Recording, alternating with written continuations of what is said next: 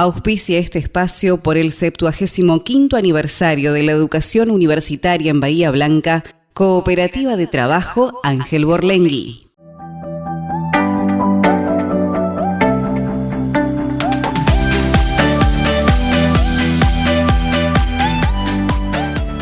Abrimos una nueva cita con la historia. Ustedes saben que en este 2021 hemos comenzado un recorrido en el tiempo buscando los mojones de un camino de 75 años, la historia de la educación universitaria en Bahía Blanca y la región, una historia que comenzó hace casi 75 años, se cumplirán en octubre y por ese aniversario es que estamos transitando semana a semana estos capítulos junto al acervo que con su trabajo diario ha logrado reunir el archivo de la memoria de la Universidad Nacional del Sur. Tenemos oportunidad de compartir estos segmentos junto a su director, José Marcilese. José, ¿cómo andas? Buen día. Buenos días, ¿cómo estás? Bien, José, ¿qué capítulo nos espera hoy para repasar dentro de este recorrido por la historia de la educación superior en Bahía Blanca y la región? Vamos a referirnos a las organizaciones gremiales que representaron a los trabajadores y trabajadoras no docentes, primero del Instituto Tecnológico del Sur y luego de la Universidad Nacional del Sur. Como bien sabemos, hemos comentado en encuentros previos, si bien el Instituto Tecnológico del Sur se conformó en octubre de 1946, comenzó a funcionar concretamente 2 años después, cuando se inició el ciclo lectivo de 1948.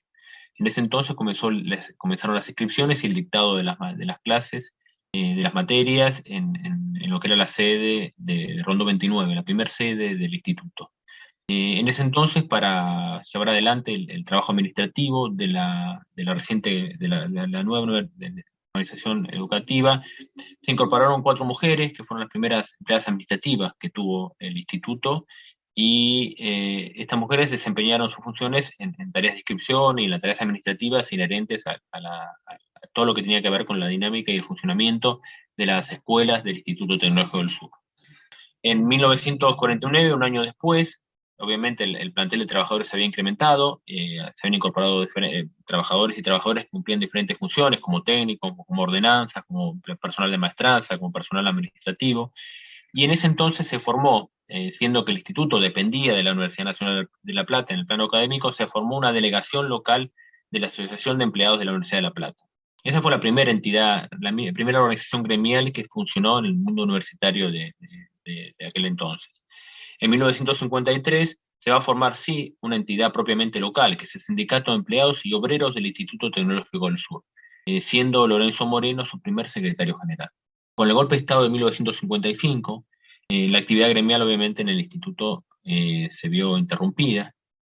Fueron años muy duros para las organizaciones gremiales, dado que muchas de ellas en su mayoría estaban vinculadas al peronismo, el gobierno que había sido derrocado por el golpe de la autodenominada Revolución Libertadora.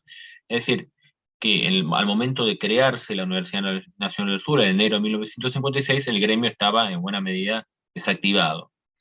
Pero bueno, afortunadamente las autoridades de la nueva universidad resolvieron por una resolución del entonces rector Vicente Fatore incorporar a todos los trabajadores del Instituto Tecnológico del Sur, a todos los trabajadores y trabajadoras que se desempeñaban en el tecnológico, a la nueva universidad. Fue así como 43 técnicos, 48 los trabajadores de maestranza y 77 trabajadores y trabajadoras administrativas formaron el conjunto inicial de empleados no docentes de la Universidad Nacional del Sur. En esos años, como bien decía, fueron años, los primeros años que suceden a 1955 fueron años difíciles para las organizaciones sindicales, y recién en 1958 hubo una nueva iniciativa de agremiación de los trabajadores y trabajadoras, que fue la Asociación de Empleados de la Universidad Nacional del Sur. Esta entidad funcionó durante algunos años, en situaciones a veces conflictivas con los diferentes rectorados. Esta organización reclamaba por mejores condiciones laborales, mejores salarios, y eso generaba obviamente tensiones en la relación con la conducción de la universidad. En 1963, como parte de este proceso, se va a formar efectivamente el 5 de agosto el sindicato que conocemos en la actualidad, la Asociación de Trabajadores de la Universidad Nacional del Sur, ATUNS. Su primer secretario va a ser Mario Suaviaga y su secretario adjunto Manuel Rodríguez. Estos dos dirigentes van a ser claves durante toda la década del 60 y comienzo de la década del 70 en el desarrollo y consolidación de la organización de trabajadores docentes, no docentes de la Universidad Nacional del Sur. En 1973 van a obtener la personería gremial y ese mismo año van a lograr efectivizar la compra de una sede propia. Siempre es fundamental para una entidad gremial contar con una sede donde poder desarrollar sus actividades. Y Atunz lo logró en 1973, 10 años después de su creación. Fue a través de los aportes de los propios trabajadores y trabajadoras que esto fue posible. Que en su conjunto habían recibido un resarcimiento económico a partir de unos descuentos que se le habían realizado en una huelga unos años antes, y este monto de dinero que recibió el conjunto de los trabajadores y trabajadoras, por voluntad de todos ellos, fue aplicado a la compra de una casa, de una casona en la calle Rodríguez, que bueno, que recientemente ha sido demolida para dar lugar a un edificio y a una nueva sede gremial. Es decir, que en 10 años se había consolidado esta entidad gremial, abrieron también un centro educativo secundario para que los trabajadores y trabajadoras que no habían completado sus estudios secundarios lo pudieran hacer. Es decir, fueron años de una intensa actividad. Lamentablemente esta actividad se fue interrumpida violentamente con el rectorado de Remusteto, que empieza a perseguir y a generar despidos masivos entre la comunidad de trabajadores. Y obviamente la dictadura también va a ser un momento, la dictadura que se inicia en 1966 va a ser un momento muy duro para la comunidad de trabajadores no docentes de la Universidad Nacional del Sur, que van a recomponer su vida gremial recién con la vuelta a la democracia y con la normalización del gremio. A partir de entonces, afortunadamente, el gremio ha tenido una vida democrática y estable, que ha permitido un crecimiento en actividades, en infraestructura y que ha sido muy notable en las últimas 2 décadas. Pero bueno, vale la pena recordar que que esta organización tiene una larga trayectoria en nuestra universidad y eso un poco fue el sentido de estos minutos. Pensaba, José, mientras te escuchaba repasar la historia, en aquel poema que se preguntaba quién construyó Tebas, ¿no? Y a veces hablamos de la historia de la institución y perdemos de vista que son personas, trabajadores y trabajadoras, docentes, no docentes y también, por supuesto, la comunidad estudiantil. Creo que hemos cumplido hoy un capítulo importante de este recorrido, compartiendo lo que ha sido particularmente la historia del estamento no docente.